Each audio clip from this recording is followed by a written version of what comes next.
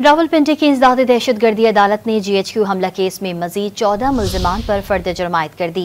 GHQ हमला case की समाअत रावलपिंडी की इंसदादी दहशतगर्दी अदालत के जज अमजद शाह ने अडियाला जेल में की।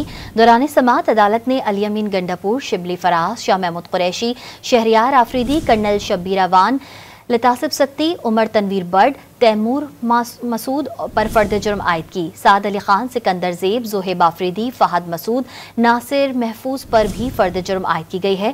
मुल्जिमान ने सेहत जुर्म से इनकार किया। मुकदमे में मजमूई तौर पर 113 मुल्जिमान पर फर्द जुर्म आयद हो चुकी है। रावलपिंडी की इंसदादी दहशतगर्दी अदालत ने GHQ हमला केस में मजीद 14 मुल्जिमान पर फर्द जुर्म आयद कर दी। GHQ हमला केस की समाअत रावलपिंडी की इंसदादी दहशतगर्दी अदालत के जज अमजद शाह ने अडियाला जेल में की।